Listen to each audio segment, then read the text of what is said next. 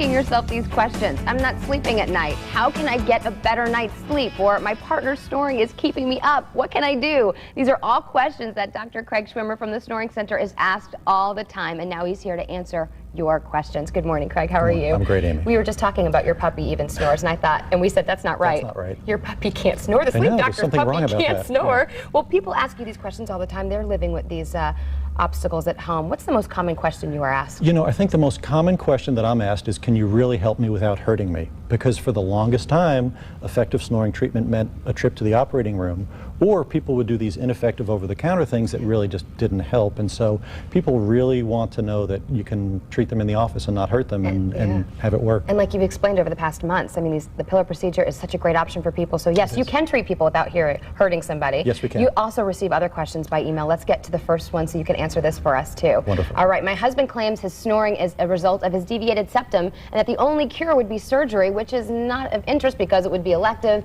What is your recommendation? Do you work with men that have deviated septums? And that comes from Cindy. Yeah, and Cindy's question is great for two reasons. Number one, on the more general issue of, do you really need to have surgery to treat your snoring? And the answer is typically not these days. Used to be, you know, if you wanted to get treated, just go into the operating room and all that entails.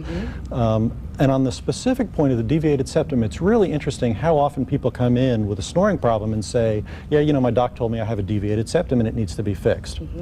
And sometimes that's the case and sometimes that's not the case. And so what I would say is, don't be dissuaded by somebody's comment that your husband has a deviated septum. So she's doing the right thing, just getting the conversation started, right? So ask the question, go get a consultation with you or a professional so that they can, you know, see if this is an option. All right, question two. I have a severe snoring problem for more than 10 years. I have severe headaches every morning and I'm so tired I can barely make it to 9 o'clock before I have to go to bed. My symptoms are tiredness, forgetfulness, no ability to concentrate, moodiness.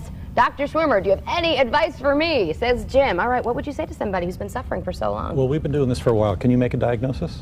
Can I make a diagnosis? What does this person have? This person has sleep apnea. Exactly right. Yes, thank you. I am now the sleep expert. You're now a graduate of High medical school. Go ahead. This is a classic description of sleep apnea, and this person clearly has a problem much bigger than just snoring. Sleep apnea is associated with high blood pressure, stroke, and increased risk of workplace and automobile accidents.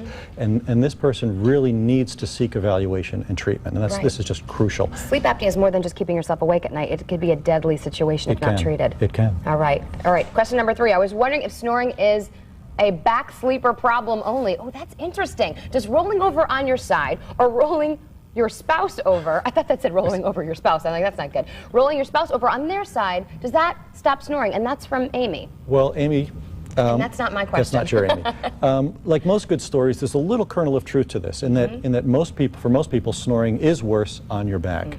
However, for most people who are regular snorers, it's worse on the back, but present even on the side or maybe even on the stomach. Okay. So are you not too concerned about the back snorers? Because if they, do you think that that's not an issue then? You know, it really, if the issue is snoring and not sleep apnea, the issue is the snoring socially disruptive? If you're keeping your bed partner awake, if you're causing problems, if you're sleeping apart because of the snoring, then yeah, you should seek treatment.